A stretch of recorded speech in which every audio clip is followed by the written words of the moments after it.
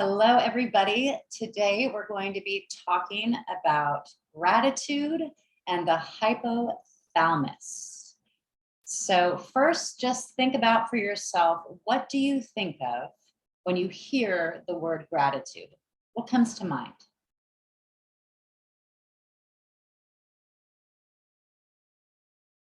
For me, when I think of gratitude, I think of it like a state of being, right? It's very warm, right? Gratitude feels warm. It feels stable, right? It's as if it has traits. It is a state of being. In this way, gratitude has a lot of weight to it, right? In one of my books, Transformative Daily Self-Care Practices, I make the distinction between grateful and thankful, gratitude and being thankful for something, right? For our purposes today, that kind of warm sensation that comes over us when we feel and think gratitude is what we're going to be cultivating. Okay, and we're going to be doing it via the hypothalamus and a couple other ways too. So today is really about teaching you a few self-care tools to help cultivate your gratitude, and also a couple literal tools you could do that can help the hypothalamus, which is going to ultimately help with the gratitude. So the first thing I'd like to offer up is, and I've been doing this for a long time, every single day, at least once, I tend to do it throughout my day, at least once a day, to say aloud what you're grateful for. And if you can, to not just let it be the big stuff, let it be the little things too, right? So in this way, something as simple as somebody that passes by and smiles at you, instead of just feeling the sensation of how great that was that someone smiled, to literally say, thank you. I'm so grateful that I just got to experience that. In this way, we habituate ourselves to being grateful for everything. If you want to go deeper still, I encourage you to cultivate gratitude for the moments that are not so nice, right? For the moments that are painful, for the moments that feel god-awful. If in that moment you can, almost like you can take your astral self, if you could be outside yourself, right? If the present moment could in some way have hindsight, right? If you could feel what just happened, whatever awful situation just happened, and for you to realize that in the future, this is going to help me, right? It's going to teach me something. It's to help my spirit evolve. It's going to help me or somebody else, right? There's going to be a trickle effect, and I'm grateful for it. I might not be able to see it now, but I'm grateful for it. So I just want to offer that up to you, to be grateful for the good stuff and the not so good stuff, and to say it aloud, right? When we say it aloud, it almost, it makes it so that our cells get to respond, right? And we know this, right? What we think and what we feel affects our cells. This is really powerful when you start to look at intense pain or dis-ease, right? If we could really get into our mind space and into our emotional space, we can affect change in our cells and in our tissue, okay? So the hypothalamus, yes, it absolutely produces oxytocin, which is perfect for today, right?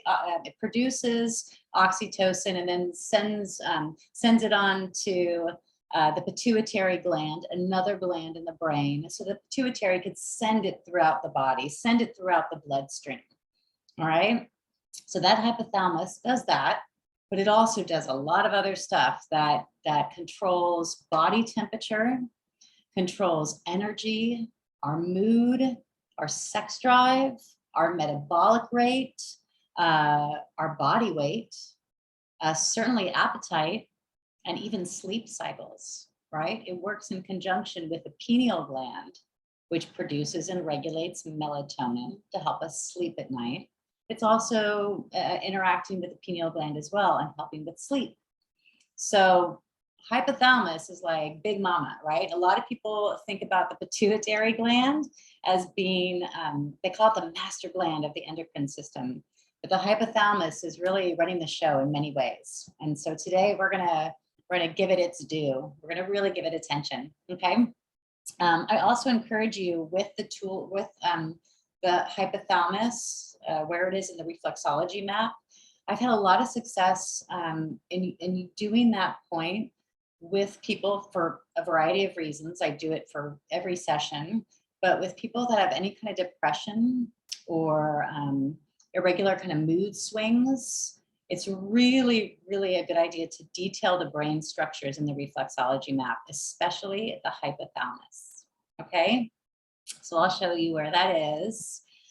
So let us now just create our little tool bag for our topic today, gratitude and the hypothalamus. Okay, so the very first thing we will do is universal position. So universal position is something that we can do in Reiki, right? So if you've taken my intuitive Reiki class, or you're about to, or you have my book, Intuitive Reiki, an Integrative Approach, you will learn this in that book. And there's a little picture that will also show you. What it is one hand, one palm on the heart, and the other palm on the solar plexus. If you don't know where the solar plexus is, it's that area that you might have been told if someone punches you there, it could really knock your wind out. It's underneath that diaphragm line, underneath the chest breast area. It's also acknowledged as the third chakra. This is like your personal power, right? Solar plexus and heart. So universal position really allows there to be a connection between the two, your heart, your gratitude, your love, and your personal power, right? So that's what you would do. Hold those two positions. You could lower your gaze and simply breathe. If you find that you are getting distracted and it's not working, I encourage you to say aloud, I am here. If that still doesn't cut it, I encourage you to say, I am filled with gratitude. And say it as a mantra or a mantra again and again, aloud if you can, right? I'm filled with gratitude. I'm filled with gratitude. I am filled with gratitude. In this way, just like I was saying before, the more we say it, the more we believe it, the more our cells will respond. Okay, so that's the very first thing. Universal position. Okay, the second thing is reflexology. So in the reflexology map, this at the very center of this swirl, this is your fingerprint, this is your thumb. Actually, all your fingers will have this, but let's just look at this one. The center of that swirl, right smack in the center, is your pituitary gland reflexology point. Okay. The pituitary gland is in the brain, as is the hypothalamus, as is the thalamus, as is the hippocampus and the pineal. There's lots of structures going on there, lots of glands. The pituitary, just like it's mapped in the physical brain, if you were to rock up a little bit, you're going to get into hypothalamus. If you were to rock up further still, you would get into thalamus, which is mostly gray matter, right? So what you'll do is you would take this finger here and apply pressure, holding the back side onto that center point. You will, I call this a press and rock or a tilting, and you just tilt up. And you could even kind of move your finger a little bit. And if you were to get it a little bit lower, you'll get into Occipital Ridge. And that can really, if you're having any kind of pain because of the upper back muscles or the neck muscles, a lot attach up through here that can give you headaches too. You can detail the Occipital Ridge. But for our purposes today, we're up higher and we're in the brain, right? So one finger is like one head. All of your facial structures, all of the glands in your brain, your skull, your jaw, your sinuses is all in there. All right, it's a little mini map of this. You actually have it on all 10 fingers, exactly the same thing.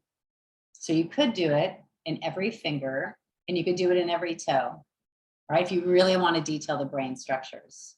Most important though, just for the hypothalamus, access that one side, tilt up, and know that you are sending a message via this physical thing by pressing on it here. You are sending a message through your nervous system for that hypothalamus to be balanced. and to do its job, which is to produce, to regulate, to send messages for hormones, right? So you would just do this from a reflexology standpoint. If you haven't heard me say it before, what's happening in reflexology when you apply pressure to a point is it sends a message at lightning speed, spinal cord, brain, and then the message is sent for the area you're working on to have greater blood flow and relax. The irony here is we're literally working on the brain. So it's like spinal cord, brain, relax, right? If you were working on other areas of the reflexology map, say you're on the liver, it would go spinal cord, brain, liver, relax, okay? So that is what you would do from a reflexology perspective. You would do holding the backside, rocking up or tilting into those higher brain structures, okay? Next, we're gonna do 2 mudras. The Anjali Mudra is one that crosses many cultures, many religions. It is also known as Gasho in Reiki, and to many, it is simply hands in prayer. So 2 palms coming together. And I like to place it at the level of my sternum, so my fingers are right up against my heart. This reminds me to be in my heart, right? There are other practitioners or people that bring their hands into prayer that will put it a little further out. You'll see this in the Reiki community. And this is so that they can literally feel their breath brushing over their fingertips, okay? But I like it against my sternum so I can remember to be in my heart, okay? Lower your gaze and simply breathe, right? This is a state of gratitude.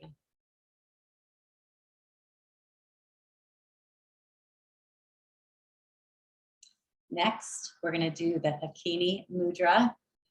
I find this one very fascinating because as somebody who also does reflexology, I find it fascinating that you're bringing your fingers, your fingertips together, and we just learned your fingertips are the brain.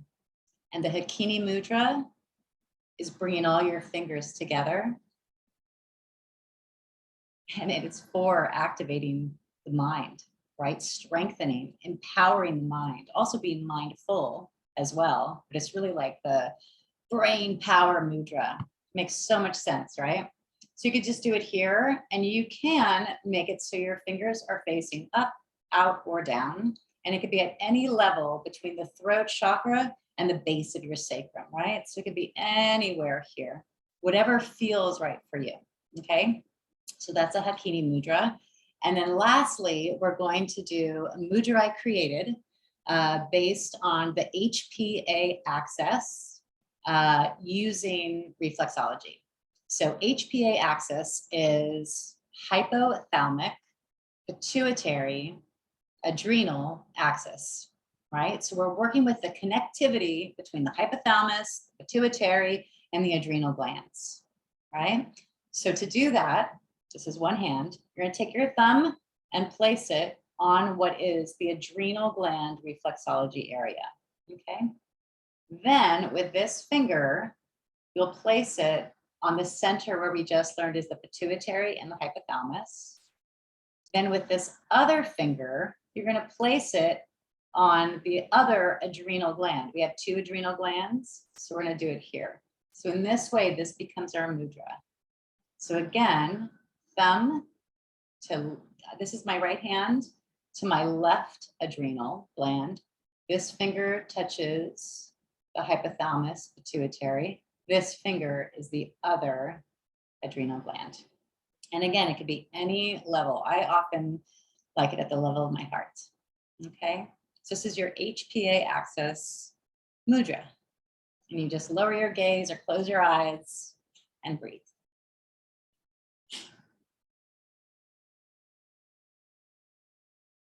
Okay, so that is the lesson today on gratitude and the hypothalamus. What we learned that we can cultivate gratitude by literally being grateful and by saying it aloud. The more we do something, the more it becomes habituated, and the more we invite that into our lives, right? The more we do something, the more we'll do it again and again and again, and it deepens within us. So we learn to say it aloud. Allow it to be a mantra that you can literally say aloud if possible. And also to be grateful for all things, even if it's something that isn't so good, right? So being very, very grateful for the not so good stuff. In this way, we are placing ourselves outside ourselves and saying, knowing, if we had hindsight in this moment, this is teaching me something. This pain is a lesson. That person, that thing that was just told to me, the losing of my job, the whatever, is really teaching me something. I might not know it now, I cannot see it now, but I know that I will. And I'm grateful for that. I'm grateful that my spirit gets to evolve. Okay, so gratitude in this way. We also learned that the mudras, right? So we have the Anjali Mudra, we have the Hakini Mudra, we have the one I created, right, for the HPA axis. We have the reflexology points for pituitary, for rocking up and getting into the hypothalamus, right? And yeah, and that's it. And gratitude, right? So in sign language, this is thank you. So thank you. Thank you for being with me today, for watching this. If you have any questions, just ask them below. Much love, enduring health to you. I am grateful for this opportunity to share these things with you. Much love.